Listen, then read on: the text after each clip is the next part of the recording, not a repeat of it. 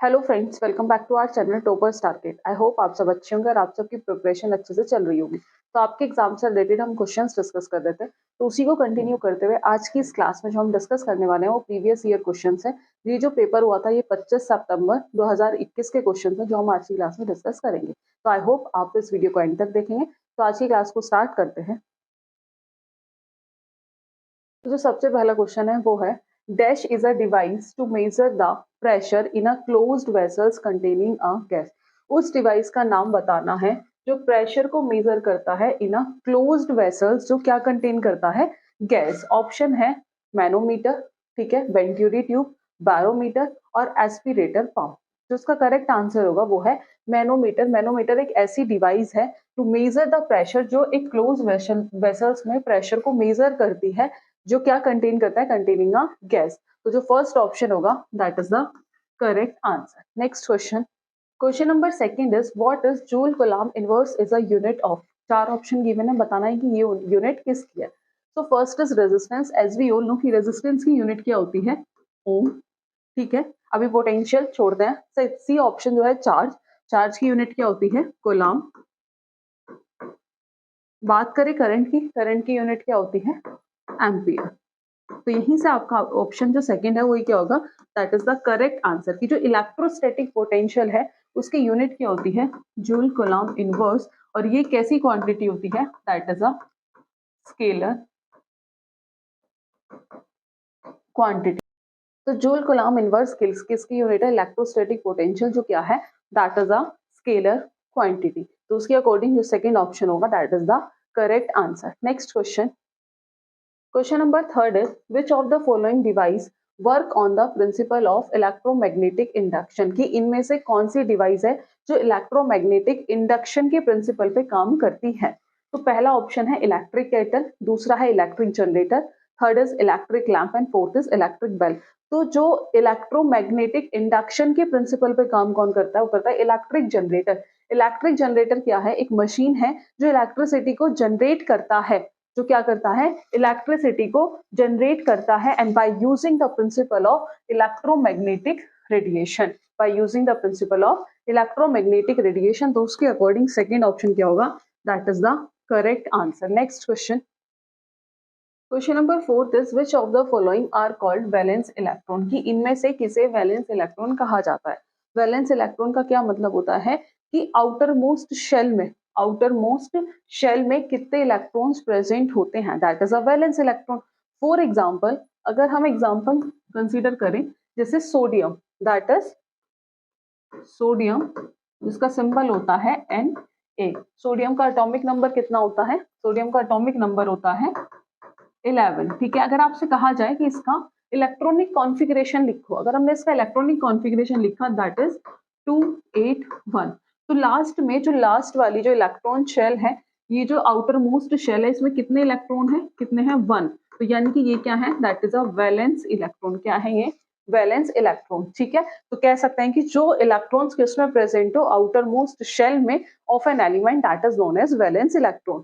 So let's see, first option है electrons which are present inside the nucleus. की ऐसे electron जो कहाँ प्रेजेंट है, न्यूक्लियस के अंदर। तो ये तो हो गया इनकरेक्ट। दूसरा ऑप्शन है the electron present in the outer most shell of an atom. ये जो इलेक्ट्रॉन्स हैं वो एटम्स के आउटर मोस्ट शेल में कितने इलेक्ट्रॉन्स प्रेजेंट है, दैट इज वैलेंस इलेक्ट्रॉन। तो सेकंड स्टेटमेंट क्या होगी, करेक्ट आंसर, ठीक है। बाकी के भी देख लेते हैं, the electron which have no electric charge, के ऐसे इलेक्ट्रॉन जिसके पास वो इलेक्ट्रिक चार्ज नहीं होता, incorrect. Fourth is the electron present in the innermost shell, तो दैट इज ऑल्सो इनकरेक्ट। तो second option is the correct answer. Next question, question number fifth है complete the equation zinc plus sulphuric acid give zinc sulphate plus dash. बताना है कि क्या है। तो let's see, zinc that is Zn, sulphuric acid H2SO4 क्या form करेगा, ZnSO4 zinc sulphate plus H2 that is hydrogen, that is hydrogen. ये दोनों क्या है, ये दोनों रिएक्टेंट है, ये दोनों रिएक्टेंट है और ये क्या है, ये प्रोडक्ट है, ठीक है। तो क्या क्या प्रोडक्ट फॉर्म हुआ है, जिंक सल्फेट एंड हाइड्रोजन। तो हमने ये जो है ये सब हमने केमिकल रिएक्शन एंड इक्वेशन वाले चैप्टर में डिस्कस किया है, वो चैप्टर हम कंप्लीट कर चुके हैं। अगर आपने अभी तक वो वीडियोस नहीं देखी है तो आप वो देख सकते हैं, उसका लिंक आपको डिस्क्रिप्शन बॉक्स में या फिर आप प्लेलिस्ट में जाकर डायरेक्ट देख सकते हैं। आइए क्वेश्चन की बात करते हैं। तो फर्स्ट ऑप्शन है ozone incorrect, water incorrect, oxygen incorrect, hydrogen is the correct answer. Next question से पहले वही है zinc H2SO4 ZnSO4 plus H2, reactants क्या है जिंक और सल्फ्यूरिक एसिड्स, और प्रोडक्ट क्या है जिंक सल्फेट एंड हाइड्रोजन, ये हम ऑलरेडी डिस्कस कर चुके हैं। नेक्स्ट क्वेश्चन है when a magnesium ribbon is burn in oxygen, कि जब मैग्नीशियम रिबन जो है ठीक है वो किसके साथ burn in oxygen, it get convert into, किस में कन्वर्ट होता है। तो एज वी ऑल नो कि मैग्नीशियम प्लस ऑक्सीजन क्या फॉर्म करता है MgO, that is magnesium oxide. क्या फॉर्म करता है मैग्नीशियम ऑक्साइड। मैग्नीशियम ऑक्साइड हम देख सकते हैं कि इक्वेशन बैलेंस है या नहीं। रिएक्टेंट में मैग्नीशियम कितने हैं 2, ऑक्सीजन कितने हैं 2, यहाँ पर मैग्नीशियम भी कितने हैं 2 और ऑक्सीजन भी कितने हैं 2। तो LHS किसके इक्वल है RHS के, रिएक्टेंट किसके इक्वल है प्रोडक्ट। इट मींस ये जो इक्वेशन है ये क्या है बैलेंस्ड है और फॉर्म क्या करता है magnesium oxide. Let's see first is magnesium oxide, तो पहला ही ऑप्शन क्या हो जाएगा that is the correct answer. Let's C when a magnesium ribbon is burned in oxygen it get convert to magnesium oxide में convert होता है। when magnesium ribbon is burned in air तो magnesium react with the present in the air to form magnesium oxide, that is the simple, ये हमने detail chapters में discussion किया था। Next question number 7 है मेटल लाइक डैश, ठीक है बताना है कि कौन सा मेटल ऐसा है जो कोल्ड वाटर के साथ रिएक्ट करता है इन एन एक्सोथर्मिक वे, ठीक है that the evolve hydrogen immediately catch fire, ठीक है कि ऐसा कौन सा मेटल है जो कोल्ड वाटर के साथ रिएक्ट करता है एक एक्सोथर्मिक वे में, यानी कि एनर्जी रिलीज हो रही है, way that the evolve hydrogen gas जो इमीडिएटली क्या कैच कर रहा है फायर को। एज वी ऑल नो अगर बात करें रिएक्टिविटी सीरीज के अकॉर्डिंग जो जिनकी रिएक्टिविटी ज्यादा होती है वो कौन कौन है, दैट इज पोटेशियम और सोडियम, ठीक है। तो ये दोनों ऐसे हैं मेटल जो कोल्ड वाटर के साथ रिएक्ट करते हैं so violently in an exothermic way that evolve hydrogen immediately catch fire. तो first is calcium incorrect, second option है magnesium incorrect, third is zinc incorrect, fourth potassium is the correct answer. Let's see metals जो at the top of the reactivity series की, as वो metals जो reactivity series के top पर होते हैं that is potassium and sodium, ठीक है। तो वो किसके साथ रिएक्ट करते हैं कोल्ड वाटर के साथ। The reaction is so violent and exothermic that the evolve hydrogen and immediately catch fire, ये भी हमने डिस्कस किया था। अब जो मेटल्स रिएक्ट कर रहे हैं वाटर के साथ produce metal oxide and hydrogen gas. Metal oxide जो सॉल्युबल है वाटर में और डिसॉल्व होते हैं उनके अंदर, वो क्या फॉर्म करते हैं मेटल हाइड्रोक्साइड, क्या फॉर्म करते हैं मेटल हाइड्रोक्साइड। बट सारे मेटल्स वाटर के साथ रिएक्ट नहीं करते हैं, all metals do not react with water. अगर बात करें reaction of calcium with water is less violent, क्योंकि मैग्नीशियम भी कोल्ड वाटर के साथ रिएक्ट नहीं करता, magnesium does not react with cold water.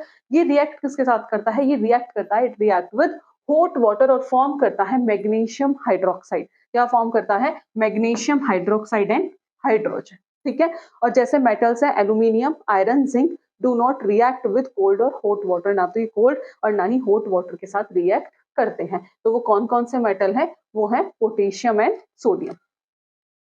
Next question है which of the following of an element, इनमें से ऐसा कौन सा एलिमेंट है जिनकी केमिकल प्रॉपर्टीज तो सेम है बट एटॉमिक मास क्या है डिफरेंट है। तो वो कौन होते हैं, वो होते हैं आइसोटॉप। आइसोटॉप्स ऐसे एलिमेंट्स होते हैं जिनकी केमिकल प्रॉपर्टीज क्या होती है सिमिलर होती है बट एटॉमिक मासेस क्या होते हैं डिफरेंट होते हैं। जैसे फॉर एग्जांपल हाइड्रोजन के 3 आइसोटॉप्स होते हैं, तो अगर प्रोटियम ड्यूट्रियम ट्राइटियम तो 3 आइसोटॉप्स हैं, तो उनसे कैसे लिखते हैं, तो सबकी have similar chemical properties but जो इनका मास है, तीनों का जो मास है वो क्या है डिफरेंट है, that is known as isotope. तो third option is the correct answer. Let's see isotopes have similar chemical properties but different atomic mass. ये आइसोटॉप ऐसे एलिमेंट हैं जिनकी केमिकल प्रॉपर्टीज तो सिमिलर होती है बट जो मास है वो क्या होता है डिफरेंट होता है। Isotopes have an element have different number of neutron but have the same number of proton, कि प्रोटॉन तो सेम रहते हैं but different number of neutron, जो न्यूट्रॉन्स हैं वो क्या है, वो डिफरेंट है। प्रोटॉन सेम है बट क्या है, that have a different number of neutron. जैसे for example isotopes of hydrogen, that is protium, deuterium, tritium, ठीक है, that is protium, deuterium and tritium, ये अभी हमने देखा भी था। बात करें अगर आइसोमर्स की, आइसोमर्स की सबको पता है कि जो फॉर्मूला है वो तो सेम रहता है बट स्ट्रक्चर क्या होती है, डिफरेंट होती है, that is isomers. Actinides third group of the periodic table, ये हम डी ब्लॉक्स में पढ़ेंगे भी, ठीक है। तो ये वो एलिमेंट है जिनका एटॉमिक नंबर 89 टू 103 तक होता है, 103 तक होता है, और इनके अंदर जो प्रॉपर्टी होती है वो डी और एफ ब्लॉक दोनों की होती है, और इन्हें but they are also radioactive, और ये रेडियो एक्टिव भी होते हैं। बात करें अगर आइसोबार्स, तो same mass number but different atomic number, इनका जो मास नंबर होता है वो सेम रहता है बट एटॉमिक नंबर जो है but a different atomic number, यानी कि नंबर ऑफ प्रोटॉन्स क्या रहते हैं, डिफरेंट रहते हैं, ठीक है। Next question, question number 9 is large amount of crops high in sugar और स्टार्च कंटेंट आर ग्रो, कि ऐसी क्रॉप्स लार्ज अमाउंट में ग्रो कराना जिनके अंदर शुगर और स्टार्च का कंटेंट ज्यादा है, and then fermented with yeast, और उसे किससे फर्मेंटेड किया, विथ ईस्ट टू प्रोड्यूस, तो क्या प्रोड्यूस होगा उससे, इथेनॉल। तो फर्स्ट इज इथेनॉल, तो फर्स्ट ऑप्शन ही क्या होगा, that is the correct answer. Let's C east, east क्या है, एक यूनिसेलुलर फंगस है। ईस्ट क्या है, यूनिसेलुलर फंगस है जिसे हम बिवरेजेस इंडस्ट्रीज वगैरह में यूज करते हैं, किस प्रोसेस के through, by the process of fermentation, जो क्या कन्वर्ट करता है, शुगर और स्टार्च को इथेनॉल में कन्वर्ट करता है। इथेनॉल मींस किस में कन्वर्ट करता है, एल्कोहल में कन्वर्ट करता है, ठीक है। इज दैट क्लियर कि ईस्ट क्या है, यूनिसेलुलर फंगस है जिसे हम बिवरेजेस इंडस्ट्री में यूज करते हैं, किस प्रोसेस के थ्रू, ऑफ फर्मेंटेशन, और ये क्या करता है, शुगर और स्टार्च को अल्कोहल और कार्बन डाइऑक्साइड में कन्वर्ट कर देता है। That is an important point कि जो Saccharomyces cerevisiae is the most widely used yeast species, जिसे हम इंडस्ट्रियल प्रोडक्शन ऑफ इथेनॉल के लिए यूज करते हैं। कौन सी ईस्ट है, that is Saccharomyces cerevisiae, that is. Question number 10th is in which of the following each carbon atom is bonded to 4 carbon atom, कि जो एक कार्बन है वो 4 और अदर कार्बन एटम से बॉन्डेड है, एक फॉर्मिंग 3 डायमेंशनल रिजिड स्ट्रक्चर क्या कर रहा है, फॉर्म कर रहा है, तो वो कौन सा है, that is diamond, that is diamond. और डायमंड क्या है, ये क्या है, allotrope, allotrope of carbon, allotrope of carbon. तो फर्स्ट ऑप्शन है ग्रेफाइट, ग्रेफाइट भी क्या है, कार्बन का एलोट्रॉप है बट जो इसकी स्ट्रक्चर होती है वो कैसी होती है, हेक्सागोनल, तो ये तो हो गया इनकरेक्ट। तो diamond that is the correct answer. Let's C in diamond, diamond के अंदर जो कार्बन एटम है वो किससे बॉन्डेड होते हैं, 4 और अदर कार्बन एटम से क्या फॉर्म करते हैं, एक 3 डायमेंशनल स्ट्रक्चर फॉर्म करते हैं। डायमंड क्या है, कार्बन का एलोट्रॉप है, ठीक है। Diamond is the hardest and the highest thermal conductivity of any natural material, इसकी थर्मल कंडक्टिविटी भी क्या होती है, हाई होती है, और these property make it is very useful for industrial purpose, और ये जो इसकी प्रॉपर्टी है ये इसे किस लिए यूजफुल बनाती है, फॉर इंडस्ट्रियल पर्पस। बात करें ग्रेफाइट की, तो ग्रेफाइट भी क्या है, that is N also allotrope of carbon, जिसमें जो एटम्स अरेंज होते हैं उनमें कैसा अरेंजमेंट होता है, हेक्सागोनल अरेंजमेंट होता है, जिसे हम यूज करते हैं पेंसिल्स एंड इलेक्ट्रोड्स। बात करें ethane, as we all know hydrocarbon है, second member of an alkane family, alkane family after the methane, और मीथेन क्या है, फर्स्ट मेंबर है एल्केन फैमिली का, हैविंग ओनली 1 कार्बन एटम, जिसके पास सिर्फ एक कार्बन एटम होता है, क्योंकि मीथेन दैट इज CH4, तो कार्बन क्या है, सिर्फ ओनली एक है। Next question, question number 11 is alkali metals have, तो alkali metals have low density and low melting point, तो first option is the correct answer, ठीक है। तो alkali metals वॉलेटाइल्स एलिमेंट्स होते हैं जो सिर्फ क्या करते हैं, क्या कंटेन करते हैं, इनके आउटर मोस्ट में एक इलेक्ट्रॉन रहता है, contain 1 electron in their outer most shell and having the largest radius, radius और वॉल्यूम क्या होता है, लार्जेस्ट होता है, और एल्केलाई की जो डेंसिटी, ठीक है, डेंसिटी और जो बेल्टिंग और बॉइलिंग पॉइंट होता है वो क्या होता है, लो होता है, ठीक है। सो दे आर सॉफ्ट, बहुत ज्यादा सॉफ्ट होते हैं जिसे हम नाइफ से कट कर सकते हैं, और एल्केलाई मेटल्स का जो मेल्टिंग और बॉइलिंग पॉइंट होता है वो बहुत ज्यादा लो होता है as compare to the period element. Question number 12 is which of the following statement is incorrect, कि इनमें से कौन सी स्टेटमेंट गलत है। पहला है solar power plant can not produce energy if the sun is not shining, कि जो सोलर पावर प्लांट है वो एनर्जी प्रोड्यूस नहीं करेगा अगर जो सन है वो शाइनिंग नहीं करेगी। पूछिए इनकरेक्ट, तो ये तो सही है। दूसरा, establishment of solar power station can be very expensive, कि जो सोलर पावर स्टेशन है वो क्या है, जो उनका स्टैब्लिशमेंट है यानी कि जो उनकी स्थापना है कि सौर ऊर्जा स्टेशनों की जो स्थापना है वो बहुत महंगी हो सकती है, ये भी सही है। Third is solar panels need to be regularly maintain, कि हम उन्हें क्या किस चीज की जरूरत होती है उन्हें, कि रेगुलरली मेंटेन करें, क्लीन करें टू कंटिन्यू जनरेटिंग इलेक्ट्रिसिटी। ठीक है, कि बिजली पैदा करना जारी रखने के लिए जो सोलर पैनल्स हैं उनको नियमित रूप से क्या रखें, मेंटेन रखें और उन्हें साफ करने की आवश्यकता होती है, ये भी सही है। Next is about 60% of the incoming solar radiation is absorb by the upper atmosphere, कि आने वाले जो अबाउट 60% जो इनकमिंग रेडिएशन है वो किसके थ्रू अब्सॉर्ब होती है, is absorb by the upper atmosphere. तो वो 60% ऑफ इनकमिंग सोलर रेडिएशन नहीं होती, दैट इज 70%, कि जो about 70% of incoming solar radiation is absorb by the upper atmosphere. Incorrect पूछा था, तो जो फोर्थ स्टेटमेंट होगी that is incorrect. Next question, question number 13 is which of the following is the correct equation for the process of respiration, की इनमें से कौन सी respiration के लिए करेक्ट इक्वेशन है। तो वो क्या होता है, that is glucose plus oxygen gives carbon dioxide plus water plus energy. Let's see, that is glucose, ये तो सही है। That is oxygen O2, that is incorrect. Glucose, oxygen, carbon dioxide, water, energy, तो जो सेकंड ऑप्शन होगा that is the correct answer. बाकी third option भी देख लीजिए, ग्लूकोज, ऑक्सीजन सही है, carbon dioxide but that is not a water, that is also incorrect. Next is glucose और यहाँ कार्बन डाइऑक्साइड की जगह क्या आएगा, ऑक्सीजन, तो जो सेकंड ऑप्शन होगा that is the correct answer. Next question, question number 14 is the non metals are either solid और गैसेस, की जो नॉन मेटल्स हैं वो क्या है, वो सॉलिड भी हैं और गैसेस भी हैं, except is a liquid, there is an exception in a liquid, so that is a bromine, ठीक है। मरकरी भी एक्सेप्शन है but in a case of metal, so that is incorrect, bromine is the correct answer. Next question, anodizing is a process of forming a thick oxide layer of aluminium. Aluminium. So first is sulfur incorrect, phosphorus incorrect, chlorine incorrect, aluminium is the correct answer. Next question. Question number 16 है, when pH of rain water is less than, कि जो pH है rain water की वो क्या होनी चाहिए, कम होनी चाहिए, जब हम उसे क्या कहेंगे, it is called acid rain. तो किससे कम होनी चाहिए, वो होनी चाहिए is less than 5.6। Let's see option, first is 8.0 incorrect, 7.0 incorrect, 7.5 incorrect, 5.6 is the correct answer. Next question. Question number 17 is the boiling point of ethanol, that is CH3CH2OH. तो जो boiling point होता है इथेनॉल का that is 78 degree Celsius, but option में जो answer है वो किस में है, केल्विन में। तो सेल्सियस को किस में चेंज कर दो, केल्विन में। सो 78 डिग्री सेल्सियस प्लस 273, तो 8 और 3 कितना हो जाएगा, 11, ठीक है। 7 और 7 14 और 1 15 और 2 और 1 3, दैट इज 351 केल्विन। तो जो फर्स्ट है 334 incorrect, second incorrect, third incorrect, 351 Kelvin is the correct answer. Next question.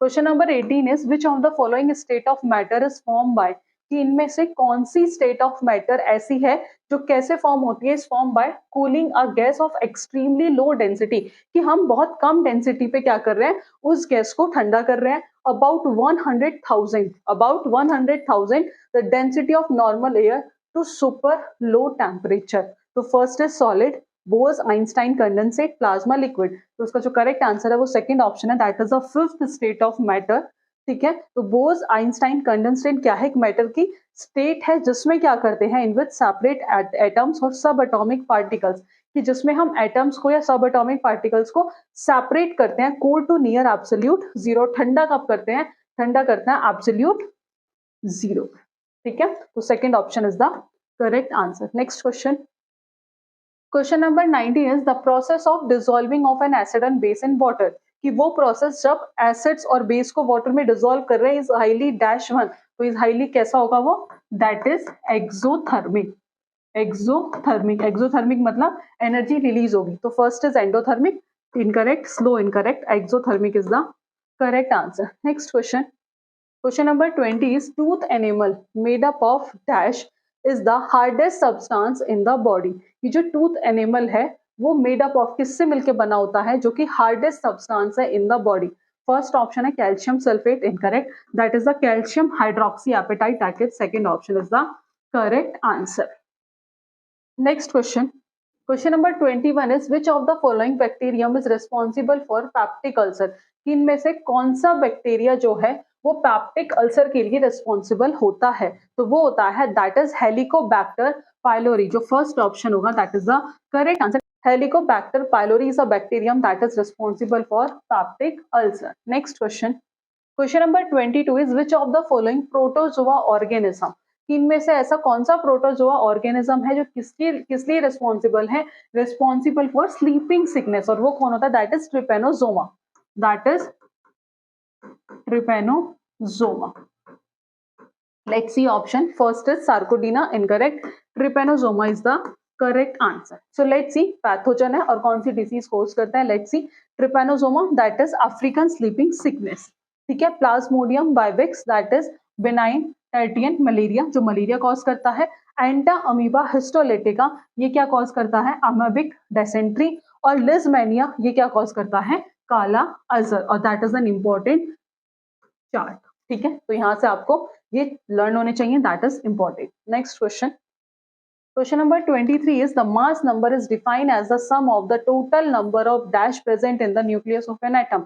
तो mass number is equal to sum of total number of proton plus neutron, proton plus neutron। Let's see option. First is proton, incorrect. Neutron, incorrect. Proton and neutron is the correct answer. Next question. Question number 24 is maximum number of electron that can be accommodate in the outermost orbit। कि outermost orbit में maximum number of electron कितने होते हैं, that is 8। So first is 16, incorrect. Second 8 is the correct answer. Let's see. तो जो maximum number of electron present होते हैं shell में वो हम कैसे निकालते हैं, bye given by the formula 2n²। n क्या है, that is the orbit number of energy level index. n क्या हो सकता है, दैट इज 1 2 3, ठीक है। तो first orbit that is k shell, second orbit l shell, third orbit m shell and fourth orbit n shell. I think ये आप सबको पता होगा। अगर बात करें k शेल की तो n की वैल्यू कितनी होती है 1, तो 2 इंटू 1², तो 1 का 1 हो जाएगा, तो k शेल में कितने होंगे 2, ठीक है। बात करें एल शेल की तो एन की वैल्यू क्या होगी 2, तो 2 इंटू 2 का स्क्वायर, ये कितना हो गया 4, 4 इंटू 2 कितना हो गया 8, ठीक है। बात करें एम शेल की, ठीक है, थर्ड ऑर्बिट, ये है सेकंड ऑर्बिट और L shell will be, third orbit और M shell will be that is 18 और fourth orbit of N shell that will be 32। But question में पूछा था कि maximum number of electron that can be accommodate in the outer most orbit that is 8। Let's see next, the rate of evaporation increase with, कि जो rate है evaporation का वो increase होगा कब। एज वी ऑल नो कि evaporation क्या है, एक सरफेस फिनोमिना है, यानी कि जो इवेपोरेशन क्या है सरफेस फिनोमिना है। तो फर्स्ट ऑप्शन है a decrease of surface area, क्या सरफेस एरिया कम होगा, सरफेस एरिया का फिनोमिना है तो ये क्या होगा इंक्रीज होगा, तो ये तो हो गया incorrect. A decrease of temperature, तो टेम्परेचर भी क्या होगा इंक्रीज होगा, that is also incorrect. Increase in wind speed, तो एज वी ऑल नो कि जो इवेपोरेशन है, इवेपोरेशन जो है वो डायरेक्टली प्रोपोर्शनल होता है विंड स्पीड के, ठीक है। तो अगर इवेपोरेशन इंक्रीज होगा तो विंड स्पीड भी क्या होगी इंक्रीज होगी, क्योंकि ये क्या है डायरेक्टली प्रोपोर्शनल है। तो यहाँ इवेपोरेशन इंक्रीज है तो इट मींस विंड स्पीड भी क्या होगी इंक्रीज होगी। सो थर्ड ऑप्शन क्या होगा, that is the correct answer. एक बार फोर्थ ऑप्शन देख लेते हैं, एन इंक्रीज इन ह्यूमिडिटी, तो ह्यूमिडिटी इंक्रीज नहीं क्या होगी डिक्रीज होगी, ठीक है। तो इसके अकॉर्डिंग जो थर्ड ऑप्शन है that is the correct answer. तो ये थे कुछ 25 क्वेश्चन जो हमने आज की क्लास में डिस्कस किए हैं। बाकी के क्वेश्चन हम इसके नेक्स्ट क्लास में डिस्कस करेंगे। तो आई होप आपको आज का सेशन पसंद आएगा।